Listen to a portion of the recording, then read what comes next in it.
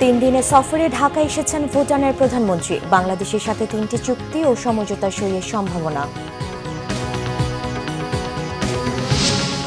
জুলাই সনদে তত্ত্বাবধায়ক সরকার গঠন প্রক্রিয়া বদলে গেলেও সুপ্রিম কোর্টের রায়ের বিরোধ তৈরি হবে না, রাজনীতিবিদদের মন্তব্য। দেশের হয়ে সর্বোচ্চ উইকেট শিকারের পথে তাইজুল, আরেকটি উইকেট পেলেই টপকে যাবেন সাকিব আল হাসানকে।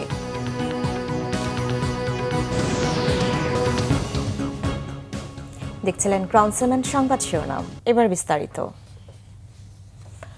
3 দিনের সরকারি সফরে ঢাকা এসেছেন ভুটানের প্রধানমন্ত্রী শেরিং টোবগে। আজ সকাল 8টায় হযরত শাহজালাল আন্তর্জাতিক বিমানবন্দরে অবতরণ করেন তিনি। তাকে স্বাগত জানান প্রধান উপদেষ্টা ডক্টর মোহাম্মদ ইউনূস। পরে সাভারে জাতীয় স্মৃতিসৌধে গিয়ে মহান মুক্তিযুদ্ধের বীর শহীদদের প্রতি শ্রদ্ধা জানান ভুটানের প্রধানমন্ত্রী।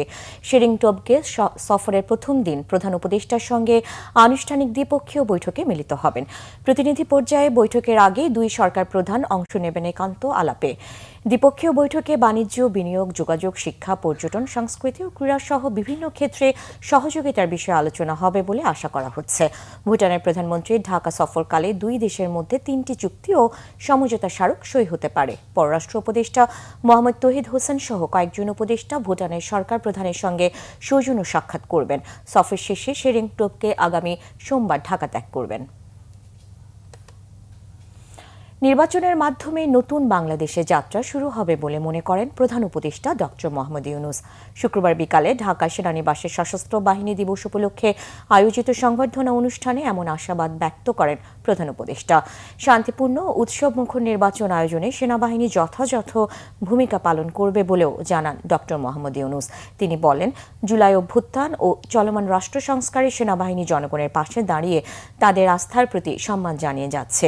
শান্তিপূর্ণ উৎসবমুখর নির্বাচন আয়োজনে সেনাবাহিনী যথাযথ ভূমিকা পালন করবে।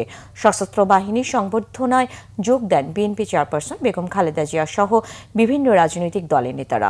বেগম খালেদা জিয়ার সাথে বৈঠকও করেন প্রধান উপদেষ্টা ডক্টর মোহাম্মদ ইউনূস। সংবর্ধনা অনুষ্ঠানে আগামী নির্বাচন নিয়ে কথা বলেন ডক্টর মোহাম্মদ ইউনূস।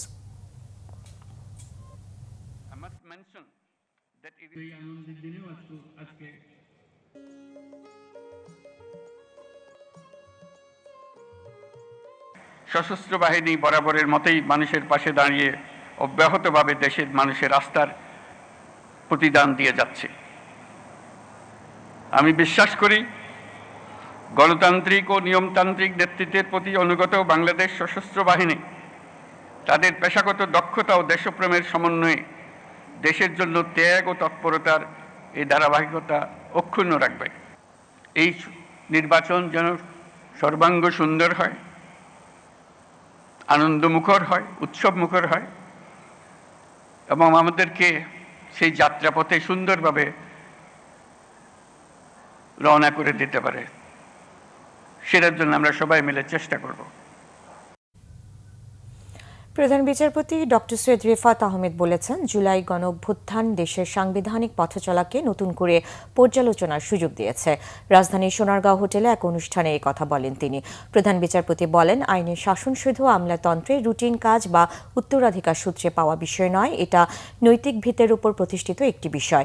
আইনের শাসন শুধু সংবিধানে লেখা থাকার বিষয় নয়, এটা মানুষের ঐক্যমতের উপর প্রথিত থাকে। তিনি বলেন, জুলাই অভ্যুত্থান সংবিধানকে আমূল পরিবর্তনের কথা বলে না, এটা সংবিধানকে উপযুক্ত সংশোধনের কথা বলে। অনুষ্ঠানে পররাষ্ট্র উপদেষ্টা তৌহিদ হোসেন বলেন, বাংলাদেশ বড় বড় শক্তির সাথে সম্পৃক্ত হয়ে কাজ করবে, তবে অবশ্যই তা জাতীয় স্বার্থ ও পারস্পরিক শ্রদ্ধাবোধের ভিত্তিতে হবে। রোহিঙ্গা সমস্যা বড় সমস্যা হিসেবে সরকার বিবেচনা করে জানিয়ে তিনি বলেন, এটা সমাধানে সরকার কাজ করছে। অবাধ ও উন্মুক্ত বঙ্গোপসাগর এলাকার জন্য আঞ্চলিক শান্তি ও নিরাপত্তা জরুরি বলে মন্তব্য করেন তিনি। সেন্টার ফর গভর্নেন্স সিজিএস আয়োজিত অনুষ্ঠানে কূটনীতিক, রাজনীতিক, সুশীল সমাজের প্রতিনিধি সহ বিভিন্ন শ্রেণী পেশার মানুষ অংশ নেন।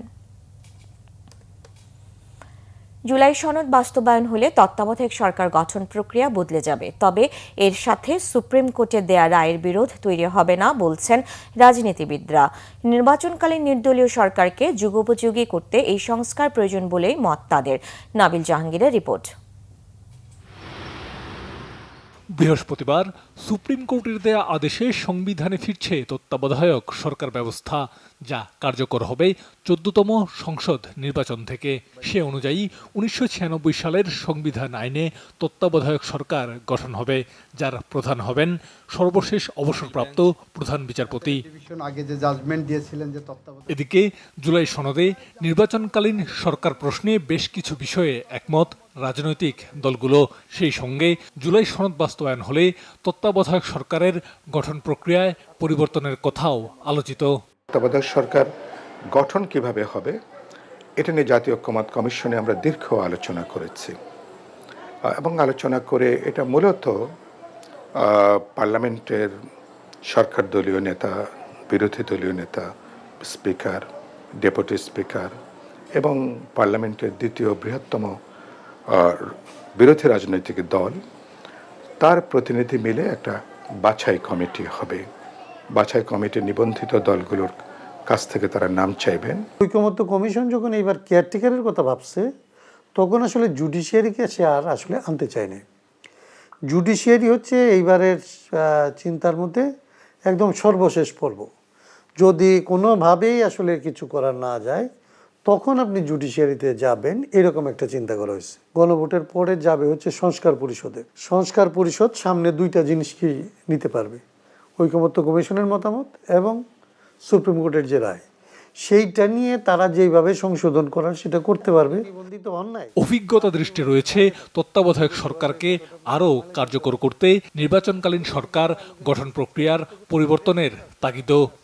সবাই মিলে চিন্তা ভাবনা করে এটাকে, এই চিন্তার মধ্যে ভুল থাকতে পারে, পরবর্তীতে অভিজ্ঞতা গিয়ে দেখা যেতে পারে এটার মধ্যেও ত্রুটি আছে, কিন্তু এখন পর্যন্ত যা অভিজ্ঞতা, সে অভিজ্ঞতা সারসংক্ষেপ করে যতটা সম্ভব গণতান্ত্রিক পদ্ধতিতে এটা করার চেষ্টা করা হয়েছে। তো একটা বানানো, আপনি তো একটা রাষ্ট্র পরিচালনা করার জন্য আপনি একটা সিস্টেম তৈরি করেন, এটা যদি ভালো ফাংশন করে তাহলে এটা ভালো। যদি দেখা যায় যে এটার মধ্যে এই লুপহোল রয়ে গেছে, ওই লুপহোল রয়ে গেছে, একটা ডেমোক্রেটিক সিস্টেম, একটা পার্লামেন্ট, এগুলি থাকেই তো এই কারণে যে আপনি প্রতিনিয়ত এটার আসলে মডিফাই করতে পারেন, রেকটিফাই করতে পারেন। সেটা সময়ের বিবর্তনে, কালের পরিবর্তনে তত্ত্বাবধায়ক সরকারের গঠন আপাতত যেটুকু আমরা আলোচনা করেছি, সম্ভবত এর বাইরে আপাতত খুব বড় দাগে যাওয়ার সুযোগ নেই।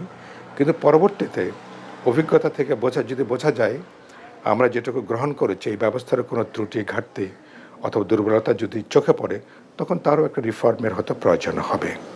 সংশ্লিষ্টরা বলছেন, নিরপেক্ষ নির্বাচন আয়োজনে তত্ত্বাবধায়ক সরকারই যথেষ্ট নয়।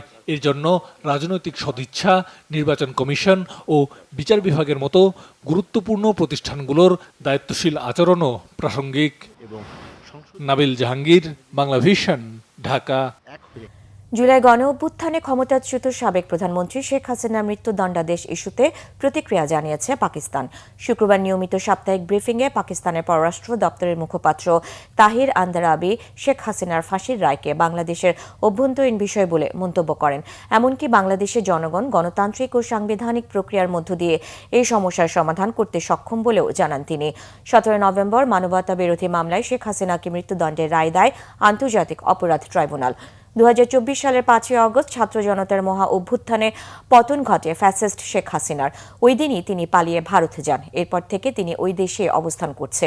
শেখ হাসিনাকে ফেরত দিতে ভারত সরকারকে একাধিকবার চিঠি দিলেও সে বিষয়ে কোনো জবাব দেয়নি দিল্লি।